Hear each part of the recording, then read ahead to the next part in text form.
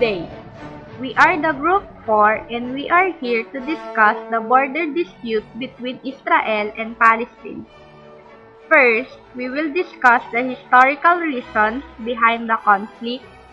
Second, issues behind the conflict in West Bank and Gaza Strip. Third, what are the major steps undertaken by Israel and Palestine towards peace?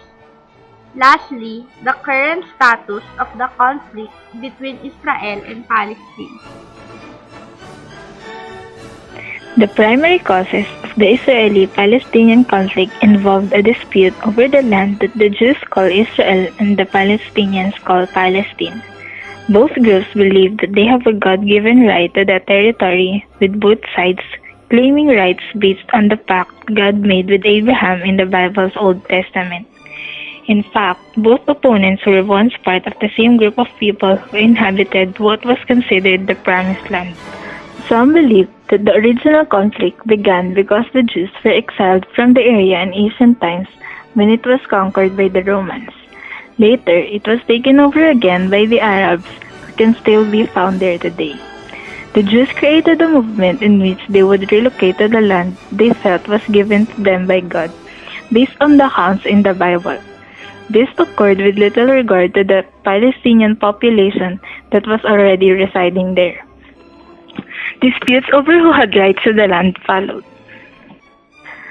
Great Britain had control over the Palestinian land and granted the Jews permission to emigrate, but this was revoked as riots from the Arab people became increasingly violent and hostile. When the Holocaust occurred and more than 6 million Jews were killed by the Nazis in Germany, Poland, and other areas in Europe, Great Britain was petitioned to allow the Jewish people to begin migrating into Palestine once again. This period was when the Israeli-Palestinian conflict escalated into the nearly constant fighting of the day. The Jewish people once again began taking over parts of the Palestinian territory and established what is now Israel. This led to war breaking out in the years 1956, 1967, 1973, and 1982. Since that time, there have been various terrorist attacks and battles over areas of land within the region, especially the Gaza Strip. Since Israel became a nation in 1948, hundreds of thousands of Palestinians have been relocated as refugees in various locations in the Middle East. Palestinians have used violent force during the course of the conflict in an attempt to overtake the Jews, reclaim the territory, and allow the refugees to return to their former land. Although terrorist groups are responsible for many of the attacks against Israel, most Arabs there live in poverty and poor living conditions. There have been a number of peace treaties that both sides tried to implement, but none have withstood the test of time in maintaining peace in the region. This is due in part to repeated terrorist attacks and continued pushes for more lands by both sides. The conflict is rooted in Jewish and Arab claims to the same land in the Palestine region, which was under British control under 1917 and 1947. The Gaza Strip is a tiny piece of territory along the eastern Mediterranean Sea and adjacent to Egypt.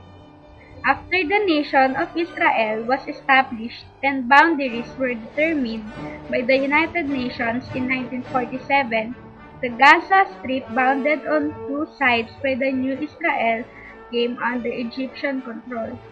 The Arab-Israeli region was the site of Arab uprising known as Intifada.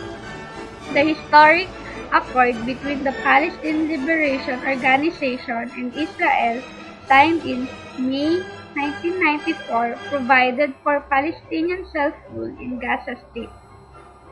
West Bank, which does not neighbor the Gaza Strip, is an area on the east of Israel along the Jordan River and Dead Sea. The West Bank includes the towns of Jericho, Bethlehem, and Hebron. The Holy City of Jerusalem is situated on the shared border between Israel and West Bank.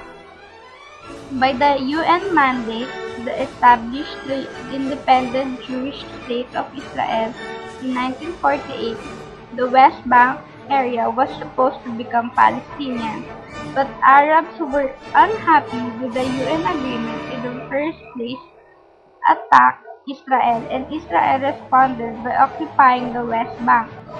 A 1950 truce brought the West Bank under the control of neighboring Jordan. This situation lasted until 1967 when Israeli forces again occupied the region. Israelis soon began establishing settlements there, which provoked the resentment of Arabs. The Intifada uprising that began in Gaza Strip in 1987 soon spread to the West Bank. In 1988, Jordan relinquished its claim to the area, but fighting between the PLO and Israeli troops continued. Peace talks began in 1991, and the agreements that provided the Palestinian self-rule in Gaza Strip also provided the gradual return of West Bank lands to Palestinians. The city of Jericho was the first of these lands. The first step toward this kind of understanding is for Israelis not to take Hamas rhetoric, as troubling as it often is, too seriously. The group's members may still harbor a deep desire to destroy the Jewish state, but their leaders have no rational incentive to initiate a conflict with Israel on a scale that would result in the destruction of Hamas and its infrastructure in the Gaza Strip. With Iran likely developing a nuclear weapon, Egypt now being governed by avowed friends of Hamas, and the civil war in Syria spilling over into Israel, it is perfectly natural for Israelis to feel that they are surrounded by enemies and have no choice but to use preventive force if they are to survive. But Jerusalem must accept the simple truth that many of these events are beyond its control, and that in many cases, Israeli intervention will only make a bad situation worse. Instead, Israel should concentrate on defensive measures such as strengthening its Iron Dome missile defense system. For their part, the leaders of Hamas must realize that they do themselves and their fellow Palestinians no favors when they dare Israel to escalate its military strikes in Gaza. Now that they are governing a territory, they are responsible for the welfare of that territory's population. Thus, a strategy of firing missiles at Israeli civilians in order to provoke a disproportionate Israeli response is both unwise and immoral, no matter how much international support the Palestinians might gain by it. Outside actors, particularly Egypt, can play important roles in maintaining such a cold peace. Though neither side will openly acknowledge it, Egypt is already a crucial intermediary in back-channel negotiations between the warring parties.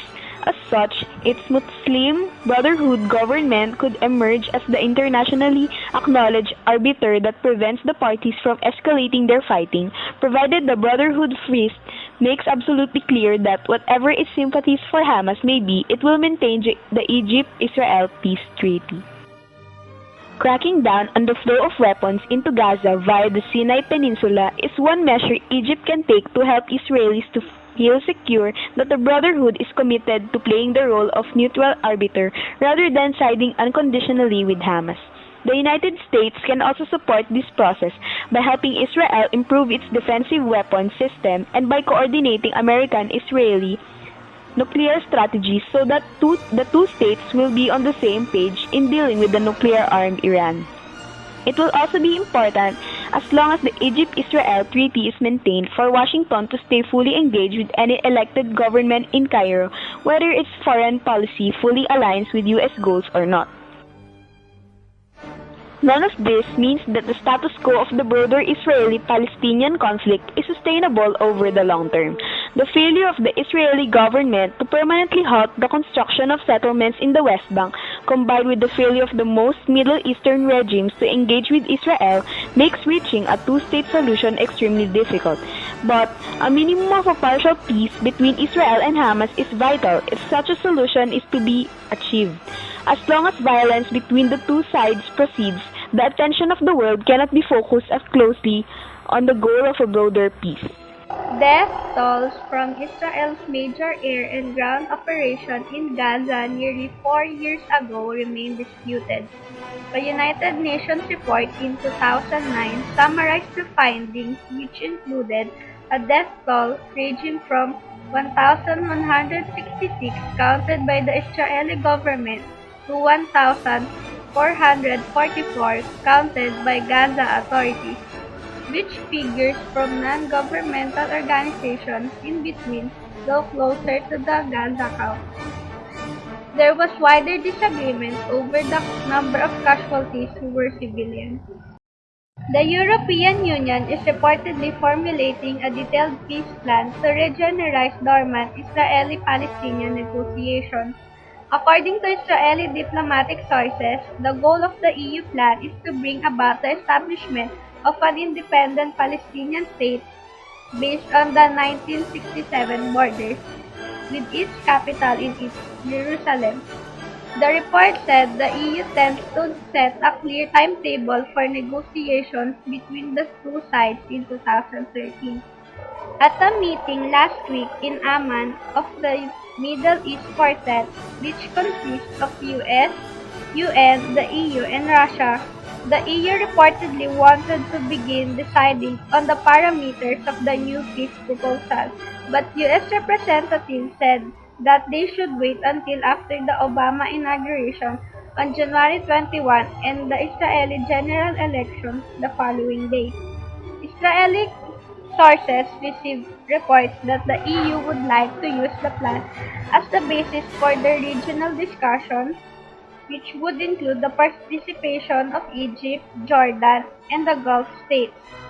President Obama plans to travel to Israel this spring for the first time since taking office, as he and Prime Minister Benjamin Netanyahu try to move past the friction of the last 4 years now that both have won re-election. The relationship between the two leaders has been edgy for years over issues like Israel's settlements in West Bank and ways to stop Iran's nuclear program. Mr. Obama is not expected to unveil concrete proposals for bringing Israelis and Palestinians together during his visit or initiate a specific new peace process.